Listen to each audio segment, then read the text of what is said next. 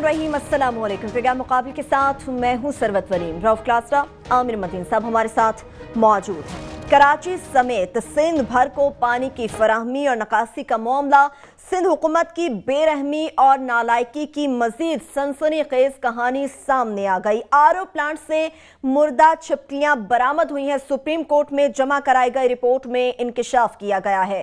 काजी फाइज ईसा साहब के रिमार्क्स हैं कि कमीशन की रिपोर्ट पढ़कर धचका पहुंचा, लेकिन वाटर बोर्ड फिर भी नहीं जागा है। कोई शख्स हम समेत नलके का पानी नहीं पीता। ये इंसानी जिंदगी का मामला है, किसी किस्म का कोई समझौता नहीं किया जाएगा। जस्टिस अमीर हानी मुस्लिम सख्त बरहम हुए। इसके साथ साथ पाक सरजमीन पार्टी के सरबरा मुस्तफा कमाल इस बात का दावा करते हैं कि एमक्यूएम के 12 एमपीएज और एमएनएज हमारे पास आने के लिए तैयार हैं। अगर वाकई इस तरह है तो फिर पार्टी को ज्वाइन करने में आखिर रुकावट क्या है? प्रोग्राम के दूसरे हिस्से में आपको बताएंगे कि पाकिस्तान के 200 अरब डॉलर्स के बारे में इसहाक डार साहब की कभी हां और कभी ना। स्विस बैंकों में पाकिस्तान के 200 अरब डॉलर्स के बारे में वजीर खजाना इसहाक डार की कलाबाजियां अभी भी जारी हैं। इसहाक डार साहब ने आज कौमी असम्बली में स्विट्जरलैंड में पड़े हुए पैसों के बारे में जिस किस्म का दावा किया है उसमें किस हद तक सच्चाई मौजूद है, इस पे बात करेंगे। प्रोग्राम के तीसरे हिस्से में कुछ बात करेंगे खवातीन के आलमी दिन के हवाले से। पाकिस्तान में खवातीन के लिए मखसूस नशिस्तों का एक बहुत बड़ा हिस्सा है जो कि रिश्तेदार खवातीन के हिस्से में चला जाता है। खवातीन के आलमी दिन का मौका है तो इस चीज को सामने रखेंगे कि आखिर पाकिस्तानी मुक़्तदर खवातीन का खवातीन की ही बेहतरी के लिए क्या किरदार रहा। प्रोग्राम के आखिरी हिस्से में आपको बताएंगे कि पाकिस्तान के 44 एयरपोर्ट्स पर 24,000 से ज्यादा सिक्योरिटी अमले की जरूरत, मगर 10,500 अमला तैनात है। जाती सिक्योरिटी पर करोड़ों रुपए खर्च करने के बावजूद एयरपोर्ट्स को सिक्योरिटी का अमला फराहम करने में आखिर नाकामी कैसी है? क्या पाकिस्तान की हुकूमत पाकिस्तान के अंदर किसी बड़े हादसे की मुंतज़िर है? इसके साथ साथ ये भी आपको बताया जाएगा कि पीटीआई के ऐसे कौन से रुकने कौमी असम्बलियां जिन्हें पंजाब हुकूमत से जान का खतरा है, कत्ल की धमकियां मिल रही हैं। क्लासेस साहब, कराची का मामला बड़ा अहम है, इसको यकीनी तौर पे रखना चाह, लेकिन मैं चाह रही हूँ कि पहले हम डार साहब को डिस्कस करते हैं। आज जो कौमी असम्बली में उन्होंने पॉलिसी बयान दिया है, पीछे ज़्यादा नहीं जाते, 14 अप्रैल 2016 की तारीख ले लेते हैं। कभी वो कहते हैं कि 200 अरब डॉलर्स में कोई सदाकत नहीं है, आज एक नया पॉलिसी बयान दे दिया। आखिर सदाकत किस में है? या तो हाँ कर लें या ना कर लें। कभी हाँ कभी ना। डार साहब का तो यही चल रहा है। ये बड़ी अहम स्टोरी है, इसको हम फॉलो भी कर रहे हैं बड़े अरसे से जी। ये वो जो बात हम यहाँ कहते रहते हैं कि एक साइड पे तो आप डॉलर्स ला रहे हैं इस मुल्क में, आप ट्वीट भी करते हैं, मुबारकबादें भी देते हैं जी पाकिस्तान का फॉरेन रिजर्व 20-22 अरब डॉलर पहुंच गए, जो कर्जे का पैसा होता है। अभी हमने लिया है चाइना से 500 मिलियन डॉलर, 700 मिलियन डॉलर हमने लिए हैं कि रिजर्व हमारे बिल्कुल ये ज़मीन पे जा गिरे हैं। आमिर साहब, चाइना से हमने लिया है कि आप पैसे दे दें, रख दें सिर्फ यहाँ पे। हालांकि हम तो तवक्को कर रहे थे कि आपने 46 बिलियन डॉलर जो चाइना से हमारा लोन की बात होती है वो तो ट्रांसफर होना चाहिए था। अगर वो लोन ट्रांसफर होता है यहाँ से स्टेट बैंक के जरिए पाकिस्तान आता तो हमारे फॉरेन रिजर्व का लोन की बुनियाद बनाते तो आज अल्लाह के फजल से 70-80 अरब डॉलर होने चाहिए थे। 20 अरब डॉलर पहले पड़े आपके पास। और ये भी ध्यान में रखें 20 अरब में से 8-9 अरब डॉलर प्राइवेट बैंकों के हैं। सरकारी बैंकों या सरकार के पास गवर्नर या स्टेट बैंक टाइप लगाए हुए इन्होंने, उनके पास सिर्फ 11-12 अरब डॉलर हैं। ये हमारा ये हालात देखें। वो क्या कहते, क्या पिद्दी और क्या पिद्दी का शोरबा। बातें हमारी सुन लें, वो कहते बातें करोड़ों की, और एक मुहावरा है ना सर, बातें सुन लें। सिर्फ 12 अरब डॉलर हमारे पास रह गए हैं, नीचे जा रहे थे। चाइना से 700 मिलियन डॉलर हमने कहा कि अपने यहाँ पे सेव रख लें अपने पास, वो रखें तो थोड़ी सी बेहतर हुई है। बाकी प्राइवेट बैंकों का पैसा है, इसलिए इसकी स्टोरी ये बड़ी अहम है जो हम करने वाले हैं। दूसरी तरफ आपके एक्सपोर्ट 4 अरब डॉलर नीचे गई हैं ऊपर जाने के बजाय, लोन पाइलअप होते जा रहे हैं, एक्सपोर्ट्स आपकी नीचे जा रही हैं। तो फिर ये स्टोरी आती है।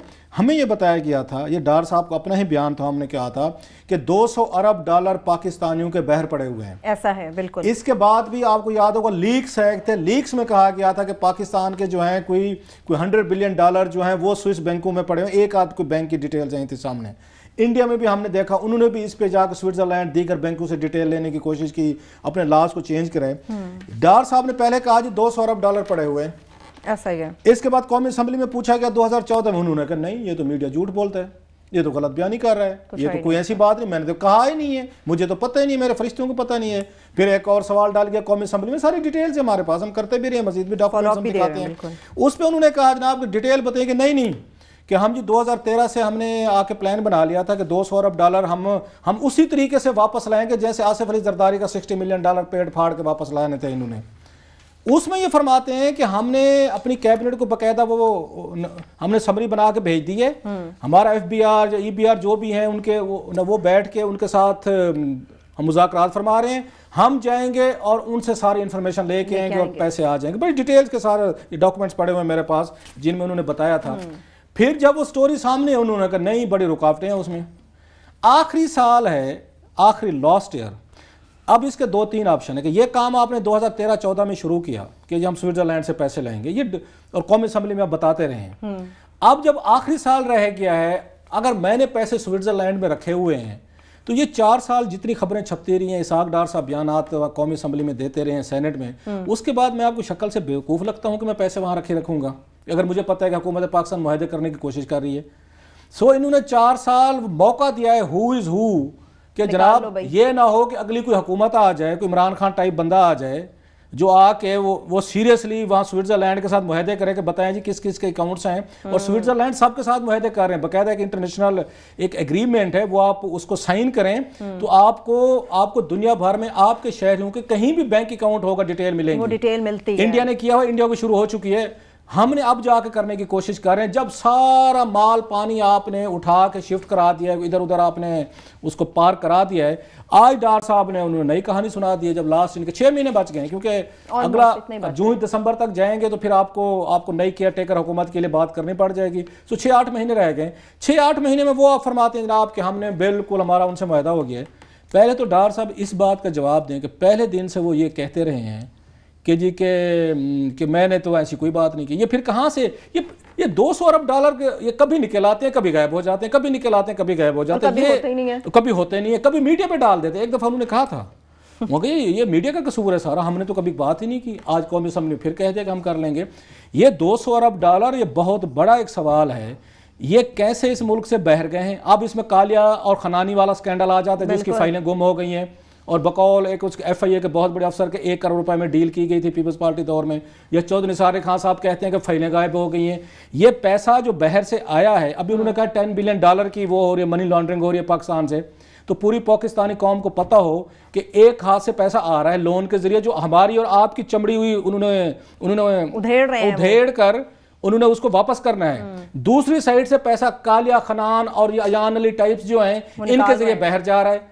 مگر رولنگ لیڈ جو ہے وہ خود ان کاموں میں ملوث ہے. اسحاق ڈار صاحب منی لانڈرنگ کیسے روکیں گے جن پہ سب سے بڑا منی لانڈرنگ ہم ویٹ کر رہے ہیں کہ پاناما میں ان کے خلاف کیا فیصلہ آتا ہے، جو خود اس میں وہ ہیں وعدہ معاف گواہ بنے ہوئے ہیں وزیر اعظم کے خلاف، ان کے فیملی کے خلاف وہ میٹنگز کر رہے ہیں، وہ منی لانڈرنگ کے خلاف سٹیپس کر رہے ہیں. وہ ہمیں بتا رہے ہیں کہ رؤف اور عامر یا سروت جو ہیں 200 ارب ڈالر یہ سوئس بینکوں میں لے گئے تھے منی لانڈرنگ کر کے، چوری چھپ کے انہوں نے کالا دھان اکٹھا کیا تھا، وہ میں محمد اسحاق ڈار میں واپس لے کے آؤں گا.